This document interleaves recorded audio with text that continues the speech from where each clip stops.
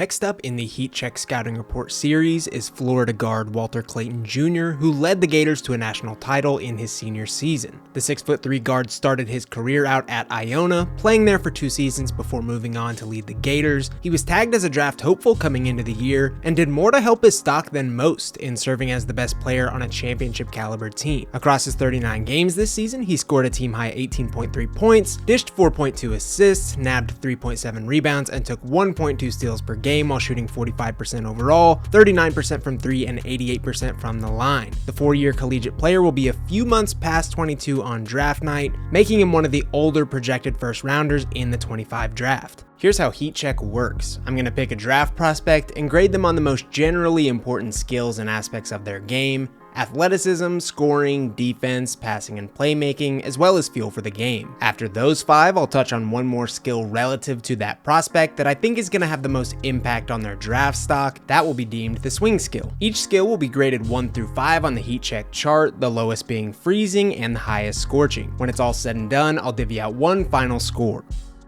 Starting with Walter Clayton Jr.'s athleticism, I've gone with warm. While he did pretty great in movement drills at the NBA Draft Combine, he just plays with a limiter tools-wise, making him a bit of a wash overall. Despite his smaller stature, Clayton Jr.'s vertical athleticism is fairly solid, and his east-west movement ranks near the top of the class in terms of quickness, coordination, lateral mobility, and more. At the NBA Combine, he ranked 4th in lane agility, 8th in shuttle run, and 15th in the 3/4 sprint, and his snappy movement showcases pretty well in his Florida tape too. As always, this category is tied to a player's overall tools though too: height, length, etc. Things a little more locked in than pure athleticism, which can be slightly workable in some cases. And unfortunately, Clayton Jr. takes a small hit here, measuring 6'2" without shoes with a 6'4" wingspan, the 3rd smallest at this year's combine. These certainly aren't damning numbers. There's worse things than being a 6'3" guard, but I do think it levels out some of his above average agility pluses. Overall though, I don't have any major worries about Clayton Jr.'s athletic abilities at the next level.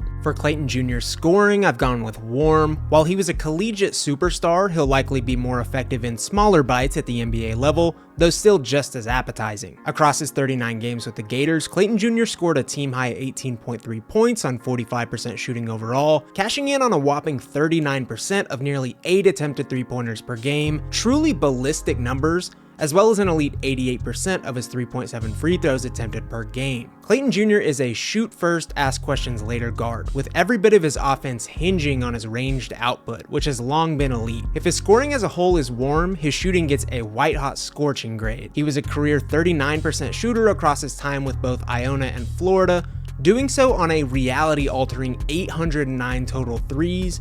He saw a great variety, doing so off the dribble or in more stationary forms. And the stats support this, as a whopping 66% of his points off field goals this season came via his jumper, which is a little pushy, though there's no arguing the results, and he uses this constant threat of pulling up in turn to get downhill. His jumper is pure essentially everywhere: mid-range, 3-point land, NBA distance, further than that, and he needs little to no space to get his shots off and on target. Clayton Jr. had a terrific blend of on and off ball scoring, pointing towards one of his bigger scoring pluses in the NBA: positional versatility, being able to play point or shooting guard. And being Florida's best player, his most used play type was as the pick and roll handler, where he scored 223 total points at a 40% clip on a great mix of both 2s and 3s. His handle is really tight, a point to potential lead guard minutes at the pro level, and the rest of his major bucket getting came in off-ball ways: 162 points in transition, 115 spotting up, 75 on handoffs, and 45 coming off screens, ranking very good or excellent on all of those play types per synergy. Obvious points at the potential to moonlight as a 2 guard despite being undersized. We'll get more into his interior scoring later, but his 60% mark at the rim was decent enough to envision a world where he could see continued success there. Overall, Clayton Jr. projects to pack a scoring punch in the NBA, more than likely via his elite shooting, which could serve a bench or even starting lineup well if the configuration is there.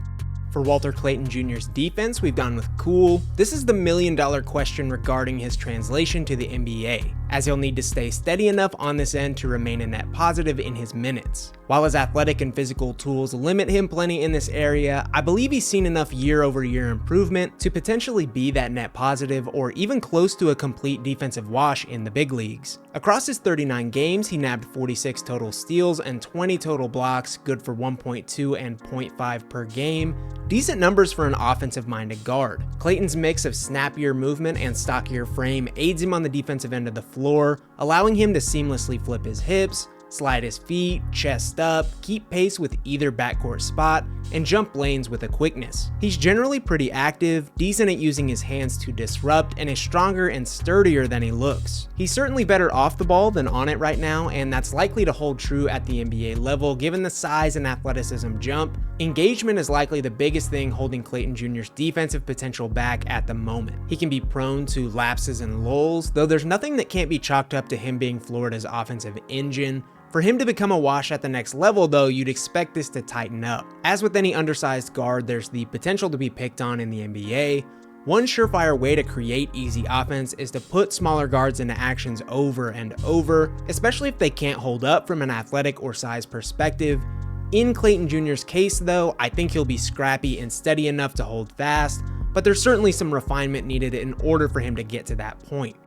For Walter Clayton Jr.'s passing and playmaking, I've gone with warm. He's a talent in this area and should be able to scale this up and down as needed, but likely won't be put in the position to facilitate a ton at the next level. In his senior season with Florida, Clayton dished 163 total assists to 94 turnovers, good for 4.2 to 2.4 per game, and an assist to turnover ratio of 1.75. All in all, he finished with a 23% assist percentage this season, pointing to real potential as a lead guard. He racked up plenty of assists simply via his 26% usage, but the Gators were more than happy to put the ball in his hands, seeing as good things typically happened. He has really great accuracy and a bit of zip. He's not majorly turnover prone and can make simple, effective reads easily and often with great patience. Clayton's clever handle is one of the keys to his success in this area, helping him to probe and navigate the floor quickly and access all sorts of passing angles. He portrayed solid court vision too, able to leverage his own scoring gravity in creating easy looks for shooters on the wing or bigs in the pick and roll. He can be pretty reactive when using his live dribble, always a plus. And another major plus, and something that truly pushed him over the edge from warm to hot for me, was his ability to adjust on the fly in the national championship. His shot wasn't falling, he finished with just 11 points on 10 shots, but he found a real passing groove and rhythm in setting up his teammates, finishing with 7 assists, several of which were highlight worthy. There's of course some general lows, seeing that Clayton Jr. is a bit of a backcourt hybrid as we touched on. I'm ultimately not sure he's an elite enough passer to run full-time point guard in the NBA, but his skill set is borderline perfect for the role he projects to play. For Walter Clayton Jr.'s unquantifiable feel for the game, I've gone with hot. I think he's got legitimate it factor, one of a few reasons he was able to shine as one of the best players in college basketball on a championship caliber team. I could throw numbers at you all day. 1 national title, 50, 40, 90 adjacent splits, that close to 2-to-1 ATO, a box plus minus of 11.2, etc. and so on. But I think it's clear in Clayton Jr.'s tape that he's got above average feel for the game. He's a versatile scorer, plus passer, scrappy defender. He plays on the fly with creativity and reactivity, all things you want in a backcourt play. Ultimately, Walter Clayton Jr.'s swing scale is probably that defensive consistency we touched on, but seeing as that was covered, we'll touch on an area that likely needs a deeper dive, his at-rim finishing. As previously mentioned, Clayton Jr. finished 60% of his at-rim field goals, a pretty solid face value number. But a closer look shows there's likely still some needed development for him to be a potent 3-level scorer at the NBA level. Without an incredible first step or burst, Clayton Jr.'s downhill attack is again predicated on the threat of his jumper. He can really struggle to meaningfully turn the corner, and with that being the case, just 30% of his points on field goals were scored at the rim, already a number you'd like more evenly split. He can get a little out of control, is sometimes easily walled off, and can be somewhat reliant on floaters or step back middies. The 60% finishing number is solid, but it was largely boosted by his transition prowess. While his high finishing rate in transition is a plus, a look at the half-court numbers leave plenty to be desired. 46% on twos as the pick and roll handler, 44% on twos spotting up, 41% on limited cutting.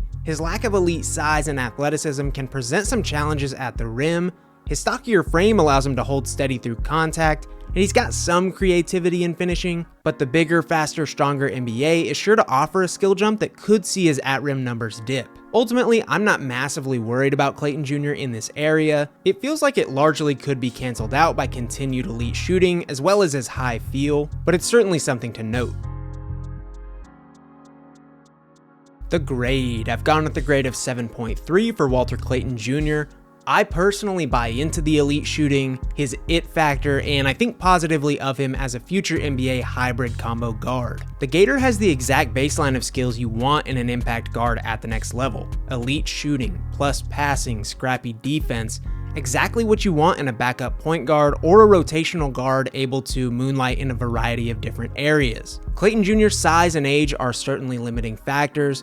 Most likely the primary reasons I'll have him somewhere in the 20 to 30 range, but again, I still buy into him as a future NBA contributor and a fully worthy selection in the first round of the 2025 NBA draft. That's it for this one. Let me know what you think of Walter Clayton Jr., what you grade him, where you draft him, drop who you want to see in the next heat check, and we'll see you next time.